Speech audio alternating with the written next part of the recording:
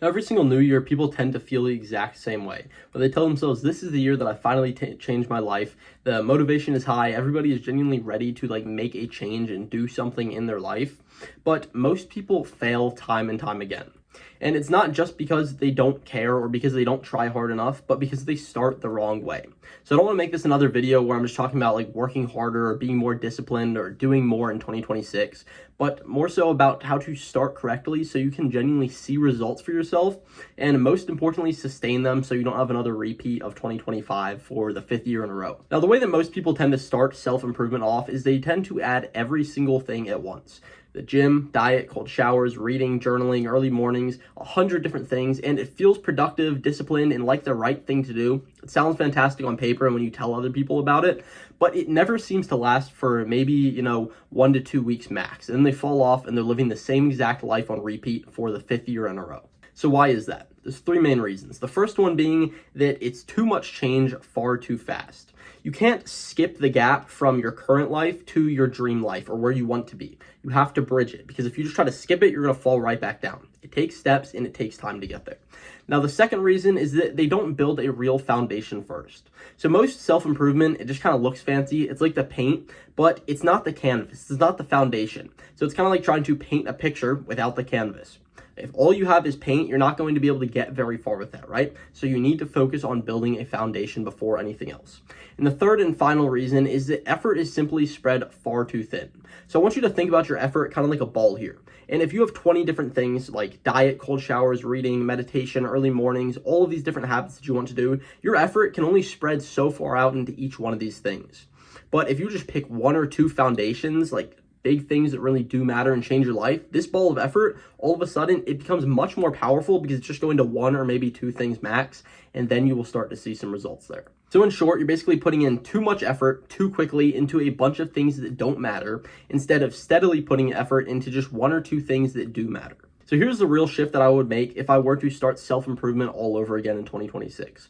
First off, I would not try to change everything. I would pick 1 or 2 things that I want to really stick with and that I know are going to move the needle and genuinely make me better, and I would move forward with those until they're consistent and until they're natural and effortless. The second thing is I would never, and I mean never, copy any sort of routine that you see from the internet, and that might sound a little bit silly because you might think this is a routine video, but I promise you it's not. What I'm talking about here is these Ashton Hall morning routines that you see, or how people say, I started this gym routine and I did this, this, and this, and cold showers and running, and then I got super far in a short period of time. These routines, the reason they don't work is because they do nothing more really than just look fancy. If you wake up, read a book, meditate, journal, these things aren't going to move the needle early on.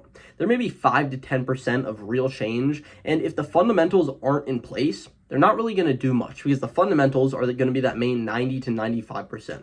So I would focus on applying the basics correctly first from day 1 before I started any of these things that look fancy or sound cool. Now, if I could only fix 1 thing first, I'm going to tell you 3 totally here, but the first one would be training. And you got to kind of change the way that you think about training in the gym, because it's not going for the sake of looking good or building a good physique or for any sort of validation, but with the sole purpose of it getting better. Now, training is going to teach you a few main things, mostly consistency, how to show up when you don't feel like it, and how to truly push yourself. Now, along with all of those things, yes, it will come the good or better physique, the strength, the discipline, and the confidence, but they are not the focus. Always remember, you're there with the goal to get better as a person and to grow and become the best version of yourself. Everything else is just a result and a byproduct of that. Now, the second thing that I would prioritize if I were to start over all again would be nutrition. And my goal with this would be to keep it as simple as possible, because most people already kind of know roughly what to eat or what not to eat. You shouldn't be eating soda and McDonald's, and you should probably be eating some steak and protein and eggs and, maybe some vegetables and fruits. So the problem isn't that, but the real problem lays in inconsistency and overcomplication. So if I started again, I would focus on these 3 rules. First off, single ingredient whole foods. And I'm not going to tell you that you have to eat vegan or carnivore or animal-based, paleo, any of these different things. You can eat however you want, but don't eat anything with more than 2 or 3 ingredients max. Stay simple and stay with things like your grandmother would recognize, for example. Now, the second thing that I would prioritize would be making protein the base of every single meal. So whether this is eggs with breakfast, steak for dinner, and chicken for lunch, something simple like this, but no matter what, make all of your real meals around a specific protein source. Now, the third and final one would be to create a personal menu for yourself. So this is nothing more than just a simple, repeatable structure. Create a few meals that you really do enjoy and just rotate them. Keep it simple and make sure you can stick to it consistently. There's also a mindset shift that I would make to accompany all of these rules, and that is I would be eating to support my health. Not just to satisfy myself, not just for taste or just to feel good, but because eating really does determine how you show up every single day, who you become, and it kind of has to do with the output of everything that you do in your life. Like nutrition, I would say, is genuinely the single biggest factor in how you feel because it directly impacts your energy, focus, discipline, your mood, your training quality, absolutely all of it. And the truth is, you just cannot thrive in life if your nutrition sucks. Sure, you can get by, sure, you can survive, but if you really want to thrive and become the best version of yourself, your nutrition has to be dialed in. The third and final thing that I would really focus on in the beginning would be my sleep. Next to nutrition, nothing will change how you feel more than your sleep. And most people really do kind of underestimate how much poor sleep is really holding them back and preventing them from being the best version of themselves. And if you don't know for an absolute fact that your sleep is in check, it could be the single most life-altering change that you could make for yourself today. Not tomorrow, not a little bit later this year, but you could see the results as soon as you wake up tomorrow. So if your sleep isn't going to be dialed in, then your training quality is going to drop, your recovery will slow down massively, and I mean it when I say that. Your discipline is going to feel harder, your mood and focus are going to suffer a lot, and essentially when sleep is bad, every single part of life, I'm sure you know this from experience, but it's harder than it needs to be. So there's just a few simple things that I would do about fixing my sleep in the beginning. First off, aim for 7 to 9 hours a night. Now you also want to do this with a consistent bedtime and a consistent wake time, and your room should be cool and dark. Do your best as you can with this. I know it's not always possible in the summer, for example. Focus on these three: 7 to 9 hours a night, consistent sleep time and wake up time, and a cool and dark room. Cut out blue light as well, and you should be golden here. So now that you know the three main things that I would focus on if I was starting over again, I also want you to know what I would ignore.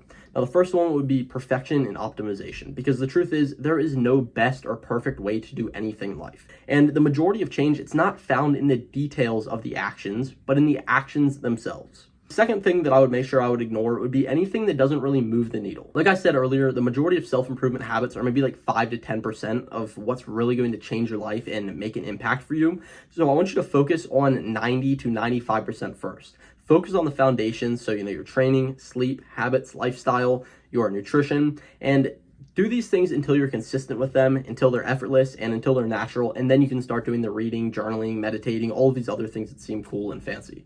Focus on the 90% first and cut out the rest. The reason this approach works so well and why it has worked for me and many other people in the past is because you're not adding more, but what you're doing is removing all of the noise around it and just focusing on a few things that really matter and move the needle.